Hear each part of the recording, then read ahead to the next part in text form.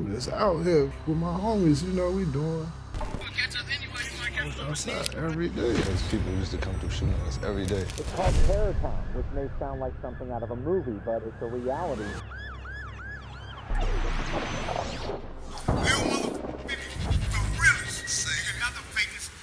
The city of Chicago has many stars and legends, and one of them is also Lil Bibby. From street hustler to successful artist and businessman, he notably discovered talents like JuiceWRLD and Kid Laroi. But all of this didn't happen overnight. Real name Brandon Dickinson was born on July 18, 1994. Born and raised on 79th Street, also called Terror Town, which used to be a headquarter for the Black P. Stones back in the days.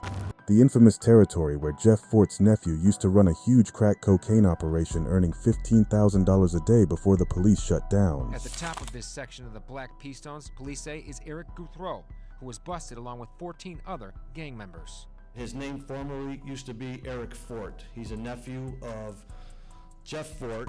Brandon wouldn't have an easy childhood since both his mother and father were drug addicts. From a very young age, he was already in the streets, partly raised by his mother and largely by himself, but also by his sister, who was already a member of the gang. At just 7 years old, Lil Bibby saw his first dead body on the streets, facing the brutal reality of his environment. Playing hoops as a kid, Lil Bibby earned the nickname Bibby from a friend in reference to NBA player Mike Bibby. Before he realized it, Bibby became the new name everyone knew him by in his neighborhood. When he was young, he steady ran into some trouble with his friends, and a lot of times they robbed or beat the outsiders who weren't from the same block. As a result, they put him in anger management class, and even made him to see a psychiatrist as he was always angry and frustrated. However, that wouldn't help. It would only be 1 year in and 1 out. Around the age of 13, he became friends with G Herbo at the youth center. Since they were from the same block and shared the same hobbies, they started hanging out together more and more. Just 1 year later, he had already joined a gang and started slanging dope on the corner, making his first money. And at that time, he began to go to school less and less.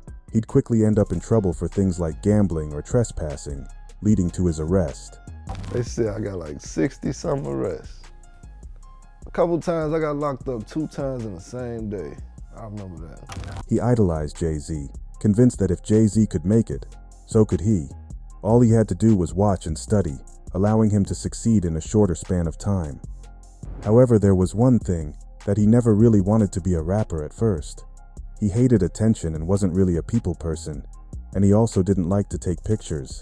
Before rap, like in my neighborhood with all my homies, but I was outside every day. You might see all of my homies or even Herb in a bunch of pictures, but I'm not in no pictures.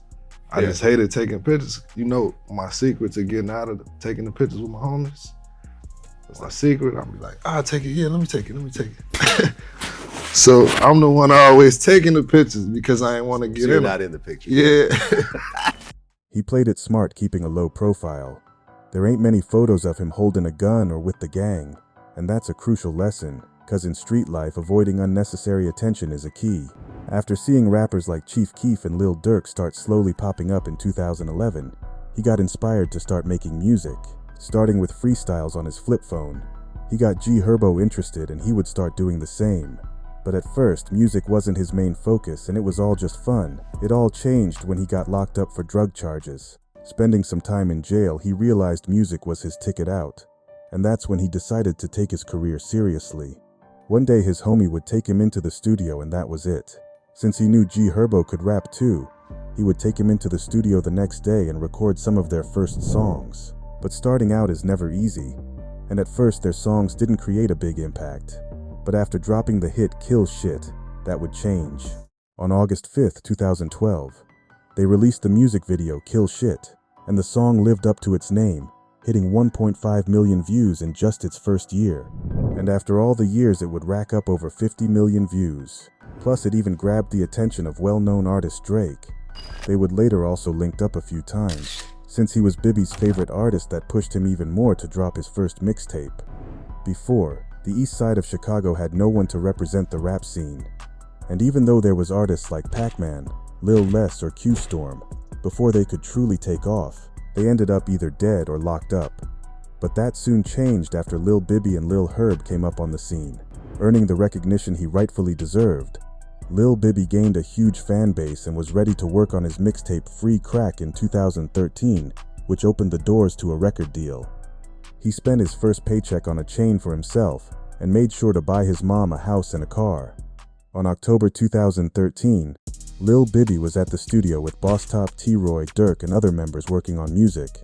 After he left, that's when Lil J hopped out of a car, spotted Bibby and tried to approach. He continued walking and ignoring him, and Lil J would quickly take this on the internet, claiming Bibby ran from him. But he stated he was just staying out of their beef and saved his life. And as if that wasn't enough, Lil J also dropped a diss track aimed at Lil Bibby in his song Chiraq. If my homeboys hear somebody saying my name and they see him out, they gonna do whatever the hell they want to him, whatever. Like a lot of the times I have to be the one to call and be like, nah, don't do it. You know what I'm saying? It ain't serious like that. You know what I'm saying? You know what I'm saying? In 2013, Free Crack hit the scene and he became a rising star in the music industry. The success earned him a spot in the 2014 XXL freshman class. And it also helped Bibby stay out of trouble and focus only on the music. Year later, his second project Free Crack 2 outdid the first one, pulling in more streams.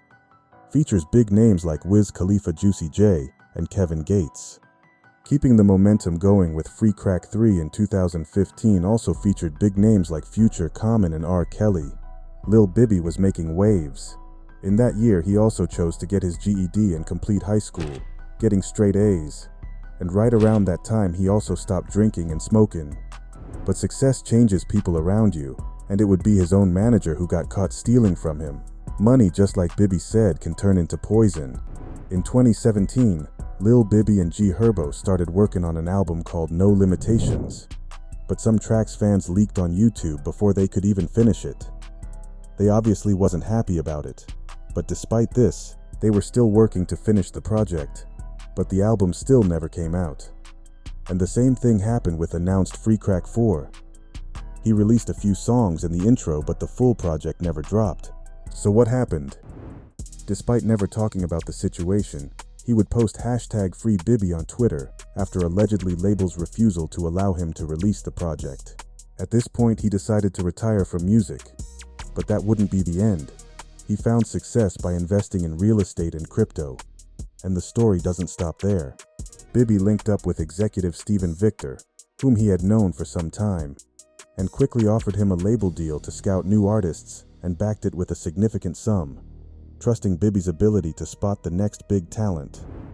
Bibby's first big find was Juice WRLD, a relatively unknown SoundCloud artist at the time. He learned about Juice through his brother, who heard about him from G Herbo's DJ. After listening to his music, Bibby was blown away by his talent and style. This discovery marked the beginning of Juice WRLD's journey to fame, and surprisingly, this was the year Lil Bibby planned to go to college, with school offering him full scholarship. But after meeting Juice WRLD, he changed his mind. I was like, bro, this the next artist right here. It's the best artist I ever heard. Like, but he looking like it's no numbers, but he like, but Bib, if you say it's that, fly him out. He flew him out. He finna give me, like, he put a crazy off on the table with no numbers, no nothing, no video out. He didn't have nothing out. But he just, my homie believed in what I was, you know. I already had a plan, you know. So I could have jumped at the first deal because it was really insane to offer that much money for somebody that didn't have anything out, like, but we just didn't do it. And then I already had my place being set up. I linked Juice with Cole. And well, we in LA, we do the meeting, I'm in the meeting telling them, playing the music, like, look, this is the best song that I heard in 10 years. I know what I'm about to do with it. I know what's finna happen. I really don't need you guys. Like, so whoever that I decide to partner with is like, you know what I'm saying? It's already, you know, it's already out of here. Established by Bibby and his brother G-Money, Grade A Productions quickly made a name in the music business with their first two major artists, Juice WRLD and Kid Laroi, and also proved his natural ability of finding a talent. Signing Juice WRLD was huge for Bibby and the label, earning him probably more than his solo career and shifting his focus to being an executive. But unfortunately, on December 8, 2019, He tragically passed away from an overdose. Allegedly, the police were attempting to raid the plane Juice WRLD was on, and in an attempt to hide evidence, he swallowed too many pills, which caused the fatal seizure. We already had him signed up for rehab, and he already agreed to go. Yeah. Because that was like pulling teeth with him. Like I said, he was taking 1.5 pills, and like, I thought that was crazy, you know what I'm saying, Vlad? Because all of my, like Herb and all of them, they only taking 1 or a half. I found out that he was doing like 4, you know what I'm saying? For what? Pills. What kind of pill? The Percocet. So I get to freaking out like, bro, what the like, I get to telling everybody like, man, look, we gotta send this kid to rehab. He doing. They said, all right, I'll go, but I'm not stopping. It was difficult enough to lose a close friend and an artist. He also had to deal with Juice's fans' expectations. It's never easy to continue someone else's legacy, and Bibby was under a lot of pressure to do so despite dropping 2 albums. I went to the funeral, Vlad. Yeah. I ain't been to a funeral in about, what, like 15 years. You know how many homies that died that I know? Things got so intense that fans constantly hated on Lil Bibby, even creating a page solely to attack him. They first accused him of not putting out enough music and then of doing it all just for the money. But despite the backlash, Bibby remained focused on honoring Juice WRLD's legacy. Less than 2 years later, his other artist Kid Laroi changed managers and parted ways with Lil Bibby. Many people believed he just used Bibby to gain recognition and left once he no longer needed him. Not too long after, there were rumors circulating that Lil Bibby's goons had jumped Kid Laroi during the summer smash. However, this was never confirmed. Kid Laroi, I have video of, like, you know, I guess the security getting into it with some other people, and apparently I was wondering who the fuck was jumping Kid Laroi.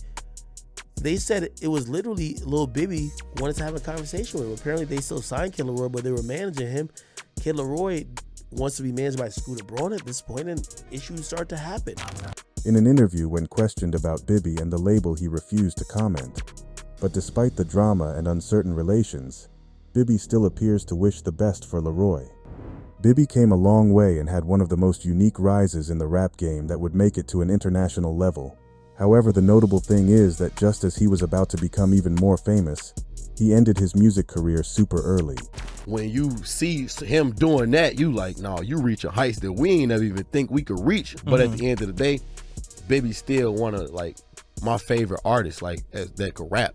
So I still want to hear him rap too. I ain't gonna lie, his fans want to hear him rap. So I want to pull him out, like pull him out retirement and just rap, just put something out. You feel what I'm saying? Many people still wait for his comeback and hope he drops more music, convinced he has more to offer the rap game, especially the unreleased Free Crack 4 mixtape with many artists trying to link up. So the big question is, will he ever come out of retirement and drop some heat? Bibby's story proves that no matter where you come from, with the right mindset and priorities, you can still make it out.